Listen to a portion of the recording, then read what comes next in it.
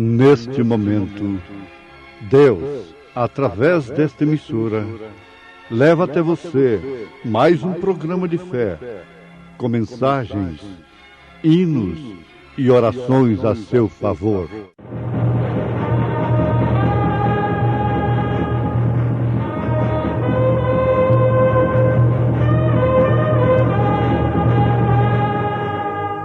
Fé para vencer. Somente crer, somente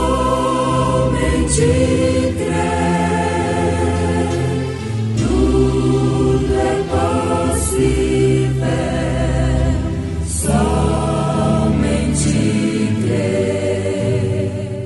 O Espírito do Senhor é sobre mim, pois que me ungiu para evangelizar os pobres. Enviou-me a curar os quebrantados do coração, a apregoar liberdade aos cativos e a dar vista aos cegos, a pôr em liberdade os oprimidos, a anunciar o ano aceitável do Senhor. Cristo volta.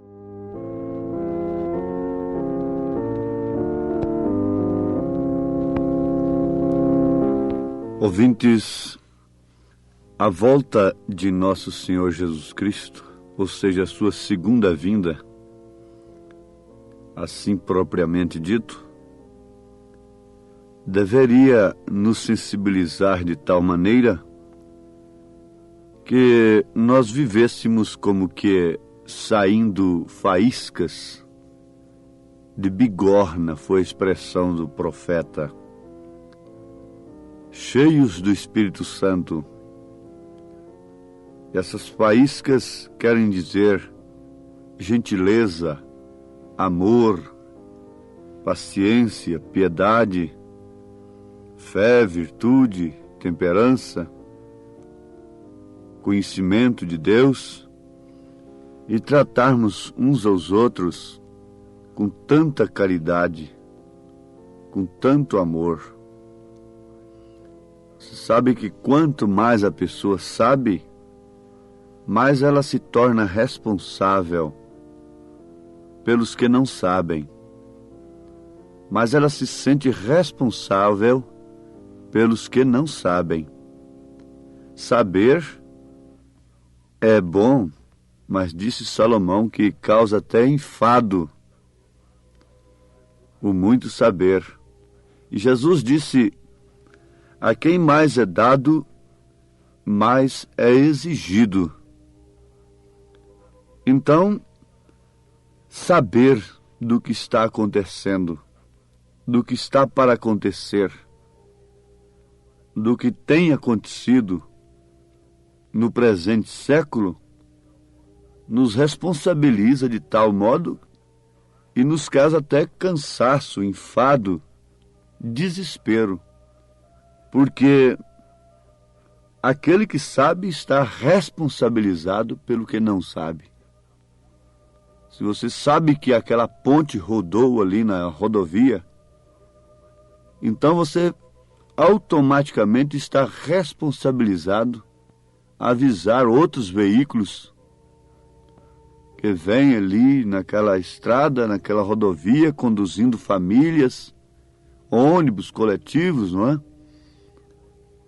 E você se sente responsabilizado de dar avisos, porque, caso contrário, você sabe que muita gente vai morrer, e você sabendo que eles iam morrer, crianças, mães e pais, se você viu que aquela ponte caiu, rodou, e não avisou, logo quebra galhos de árvores, joga na rodovia com distância prévia, não é? Assim, que dá para os carros frearem, serem avisados. O profeta desta era diz: eu não estou contra as pessoas. Não. Mas que tal, irmã? Que tal, irmão? Se você me visse descendo ali naquele rio, Ohio, num barco bem tranquilo, descansado, dormindo, dormente ali e você soubesse que eu estava me aproximando de uma catarata, de uma cachoeira muito grande, então você faria tudo, gritaria, lançaria outro barco, iria atrás de mim. Se eu não quisesse atender, você me daria uma sacudida, faria tudo até para me desmaiar, se eu resistisse, e jogar dentro de seu barco e me salvar. É o desespero, é a angústia daqueles que sabem, daqueles que têm visto por revelação divina o abismo que está diante do mundo. A grande cachoeira que está aí, os homens dormentes, deitados em berços esplêndidos de pecado, as mulheres, as crianças e as pessoas em seus barcos, em suas denominações, crendo que tudo vai bem, e quando o abismo está ali na frente, então quem sabe torna-se responsável pelo que não sabe, e daí então o nosso desespero. Mas o que sabemos nós mais do que os demais? Nós sabemos que Jesus vai voltar. Mas todo mundo sabe. Isso é o que mais se prega. A escatologia é uma matéria controvertida, mas, de todos os modos, a volta de Jesus está sendo pregada. Sim, amados, isto é verdade. Nós concordamos. Mas como na primeira vinda de Jesus dependeu de revelação, dependeu de um precursor, dependeu de um dedo indicador para que as pessoas soubessem que era ele o prometido, era ele aquele que era cantado nas sinagogas, pregado nas sinagogas, era ele a esperança do mundo de então, era ele a esperança do seu povo, era ele a resposta de suas súplicas, era ele a resposta de suas lamentações. Sim, meu Deus. Como nós sentimos tão perto, tão dentro daquela mesma circunstância daquele dia. João estava na terra. O anjo da aliança prometido em Malaquias 3, versículo 1, estava ali. O anjo da aliança. Porque os profetas durariam até João, bem como a lei. Mas eu te digo e pergunto, a lei acabou? Não, a lei é imutável. A lei é como Deus. Deus é o mesmo ontem, hoje, eternamente. Assim também, os profetas não acabaram. Mas ali estava um anjo da aliança, de uma dispensação para outra. Até ali ela durou. Até ali foi João. E João estava ali. Vamos nos transportar através do tempo, em memória, em pensamento, em espírito, para aquela hora, para aquele momento em que João estava na terra. Vamos, ouvintes, meditar no cumprimento das Escrituras sobre a vinda de nosso Senhor Jesus Cristo. Em São Lucas, capítulo 4, versículo 14 em diante, nós encontramos Jesus sendo expulso de Nazaré. Mas por quê? Foi expulso de Nazaré Jesus, o Filho de Deus? Oh, que povo mau! Que povo perverso! Que revolta nos causa nesta hora! Se Jesus chegasse aqui hoje em pessoa nesta cidade, fariam palanques para ele, banquetes com centenas e centenas de pratos diferentes, forrariam as ruas com palmeiras, com coisas bonitas, enfeitariam. Jesus é expulso de Nazaré. Mas por quê? Por que Jesus foi expulso de Nazaré? Leia São Lucas, capítulo 4, a partir do verso 14, e vocês compreenderão e entenderão melhor o que nós estamos meditando.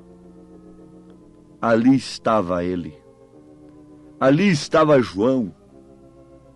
Ali estava Jesus. Ambos desejados. Ambos almejados. Ambos como resposta das aspirações. Ambos como resposta das orações e das lamentações. João foi lido, foi estudado, foi pregado nas sinagogas. O anjo da aliança, Malaquias 3. Oh, quando este anjo vier, logo o Messias aparecerá. Ele será aliança. Ele fará aliança. Mas ali estava João. Ali estava Jesus. Ali estavam os dois. Um olhando para o outro. Dentro do Jordão. E todas as escrituras se cumprindo. No seu determinado dia. E os homens com as Bíblias nas mãos. E os homens mandando ler a Bíblia. Os homens fazendo estudos bíblicos. Se naquele tempo houvesse rádio, eles faziam séries de perguntas pelo rádio, com o pretexto sincero, honesto e bom das pessoas aprenderem a Bíblia. Fariam maratonas, dariam prêmios e demais coisas, incentivariam as pessoas a lerem a Bíblia. Se naquele tempo houvesse televisão, eles fariam a mesma coisa através da televisão. Mas ali estava o cumprimento do que eles estavam lendo, do que eles estavam ensinando, do que eles estavam pregando, e eles não podiam ver. Hoje tem se cumprido estas escrituras em vossos ouvidos. Resultado, ele foi expulso de Nazaré. E o que deram a João? O que fizeram com João? Bom, nós viajamos através dos séculos e fomos quase 2000 anos lá atrás. E censuramos e criticamos aqueles que expulsaram a Jesus de Nazaré, aqueles que amputaram o pescoço de João, aquela mulher que representa uma igreja adúltera casada com o poder mundano, e sua filha representando os sistemas, cortando o pescoço do profeta, odiando o profeta, odiando a sua mensagem. Fomos lá quase 2000 anos atrás e revivemos isto. E ficamos chocados. E ficamos até revoltados. Porque aquele povo era cego, não é possível. Mas agora vamos tomar o tempo, as asas do tempo, e viajemos através das eras da igreja e cheguemos agora onde estamos novamente. Está prometido que ele voltaria. Está prometido no mesmo livro que prometeu João, está prometido Elias novamente para esta era, o precursor da segunda vinda. Malaquias capítulo 4, versículos 5 e 6. Está prometida a vinda do Senhor para esta era em que estamos vivendo, porque Jesus não disse o dia nem a hora. Como os médicos não podem darem a data certa do parto, o dia e a hora exata. Eles dão apenas a data provável do parto. Jesus não disse o dia nem a hora, mas deu os sinais. A mulher conhece os sinais. Ele disse como foi nos dias de Noé, como foi nos dias de Sodoma e Gomorra. E basta você ler a Bíblia para você ver que como foi nos dias de Noé, nós estamos exatamente aí naqueles dias. Como foi nos dias de Sodoma, estamos a mesma coisa. Se você ler, você vai ver que os dias não são diferentes daqueles dias de Sodoma e de Gomorra. E para a vergonha nossa, o profeta disse que se as mulheres sodomitas ressuscitassem hoje, elas teriam vergonha das mulheres chamadas cristãs deste século. Teriam vergonha por causa da maneira que a mulher de hoje está se portando, se vestindo, se conduzindo. Agora Jesus diz que como foi nos dias de Noé, como foi nos dias de Sodoma e de Gomorra, assim também seria nos dias do Filho do Homem. Nos dias de Noé, houve um justo. Houve uma salvação apenas. Nos dias de Sodoma, houve um Abraão separado dela. Houve um justo Ló que chorava, que se angustiava. Nos dias de Sodoma. Hoje há o Filho do Homem, manifestado na terra, através do Logos de Deus. A mesma coluna de fogo tem vindo novamente.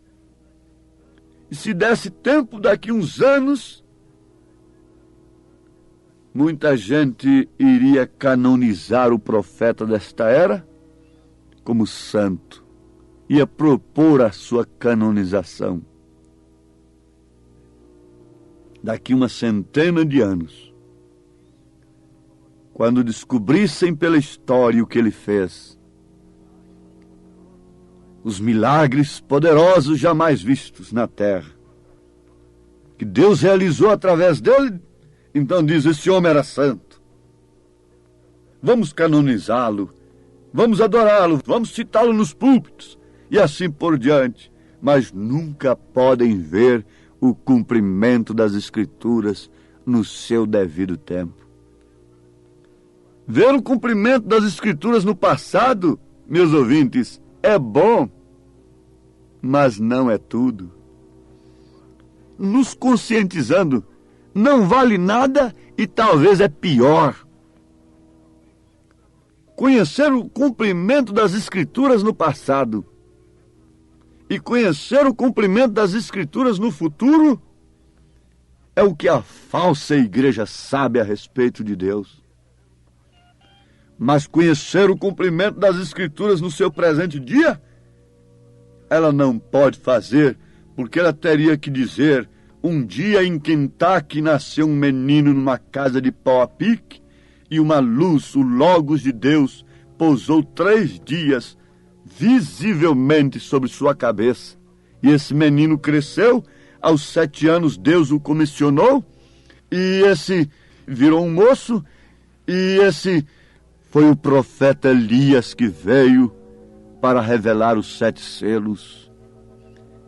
E eis aqui a sua mensagem, mundo, e poria sua mensagem na televisão, no lugar das novelas perniciosas. Poria sua mensagem nos jornais, apregoaria nas praças, tiraria o monumento de Bíblia e poria a mensagem da Bíblia ali. Tiraria a matéria e poria o Espírito. Se ela pudesse reconhecer o cumprimento das Escrituras no seu dia, ela não teria crucificado a Cristo. Se ela pudesse reconhecer o cumprimento das Escrituras em seu dia, ela não teria rejeitado o profeta de Deus. Ela não crucificaria Cristo novamente. Hebreus 6. Para eles não há salvação, porque novamente têm pisado no sangue de Cristo. Provaram na verdade do dom celestial, mas não há salvação. Não há salvação para esta mulher, para esta igreja adúltera e para suas filhas, porque elas não podem ver o cumprimento das Escrituras em seu dia. Antes, elas se revoltam e se levantam contra aquele através do qual as Escrituras se cumprem. Antes, ela expulsa Jesus de Nazaré. Antes, ela expulsa o Espírito Santo. Mas isso não acontece com a Maria, isso não acontece com o Pedro, isso não aconteceu com o ladrão crucificado do lado direito, isso não acontece com você, isso não acontece com a noiva eleita de nosso Senhor Jesus Cristo. Por isso, nesse instante, eu peço a Deus, ó Senhor, fortalece o teu povo na fé para prosseguir esta jornada de quem tem visto o cumprimento das Escrituras. Em nome de Jesus Cristo. Amém, Senhor. Amém.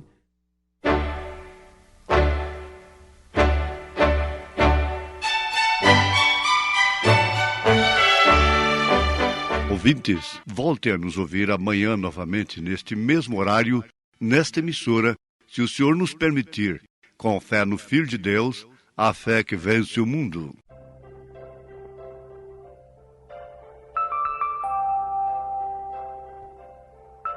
O mundo está tão conturbado, confuso e sem solução. Problemas, mágoas e dores nós temos, esperança não há nem amor. Vem Jesus, vem logo buscar. Todos nós precisamos contigo encontrar. Vem Jesus, vem logo, queremos te ver e no céu contigo morar.